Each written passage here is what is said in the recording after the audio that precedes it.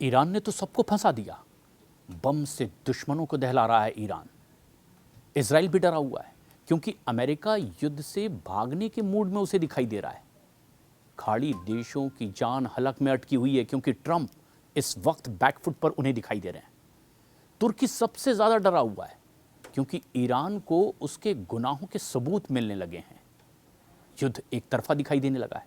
Iran ने अकेले दुश्मनों के होश उड़ा कर रखे हुए हैं। किसी को यह उम्मीद नहीं थी कि इतना जबरदस्त तगड़ा पलटवार ईरान की तरफ से हो सकता है, और वो सिर्फ इजराइल और अमेरिका से नहीं भिड़ा हुआ है, बल्कि खाड़ी के ऐसे तकरीबन 13 देशों से भिड़ता दिखाई दे रहा है। वहां पर मौजूद अमेरिका के बेस उड़ा रहा है। उधर जूनियर खामनेई के वार कमांडर बनने के बाद से ईरान की पावर अब लगता है और डबल हो गई है। ईरान के नए सुप्रीम लीडर इस युद्ध में अब तक गेम चेंजर साबित हुए हैं।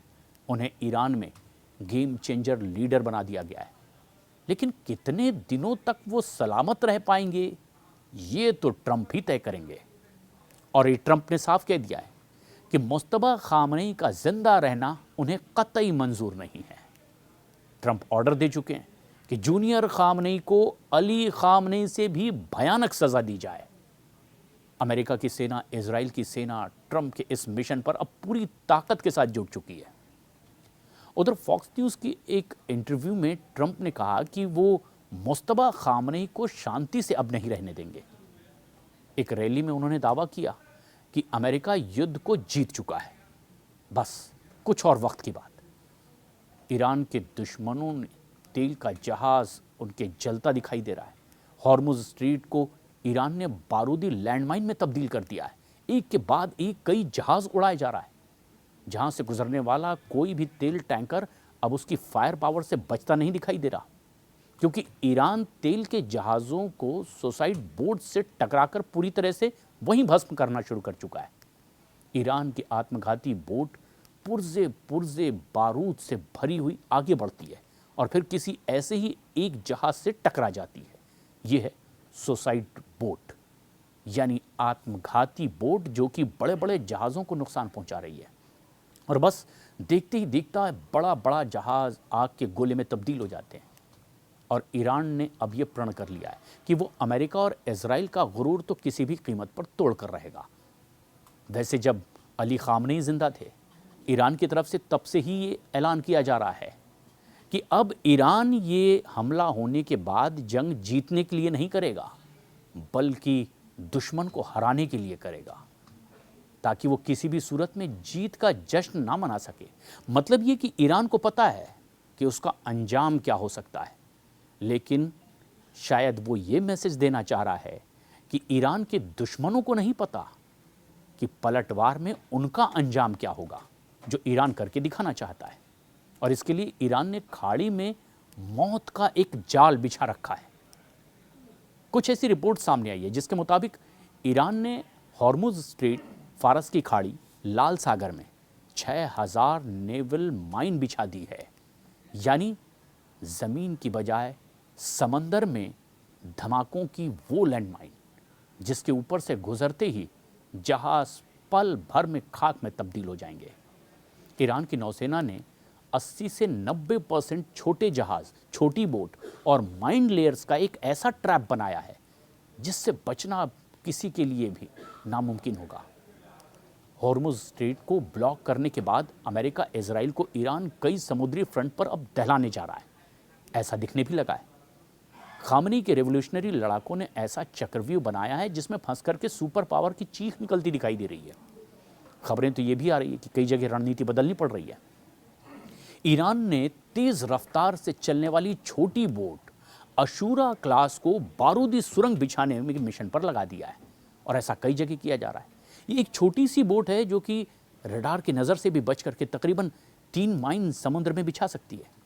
ईरान की नेवी मेजेट पनडुब्बी गदीर क्लास उथले पानी में बारूदी सुरंग बिछाने के काम में लगी हुई है, और ईरान ऐसे जहाज़ों से भी बारूदी बिसात बिछा रहा है जिन्हें मछलियां पकड़ने में इस्तेमाल किया जाता है। यानी बहुत कम खर्चे पर दुश्मन पर पलटवार की तैयारी। बैटलशिप हो या फिर कोई ऑयल टैंकर, डिस्ट्रॉयर हो या फिर दुश्मन की पनडुब्बी, ईरान ने इनके सफाई का पूरा बंदोबस्त समंदर में ही कर रखा है। ईरान ने 3 तरह की बारूदी सुरंगों का ट्रैप तैयार कर लिया है। ईरान कॉन्टैक्ट माइंस सबसे सस्ती करता है और उसका इस्तेमाल करता है पुरानी तकनीक की माइन से, जो जहाज़ों से टकराते ही फट जाती है। स्मार्ट माइंस भी तैयार कर रहा है और ये माइंस जहाज़ के चुंबकीय असर, आवाज़ और पानी के दबाव को महसूस करते ही फट जाती है। इन्हें ढूंढना तो बहुत मुश्किल होता है। इसी तरह से है लिम्पेट माइंस।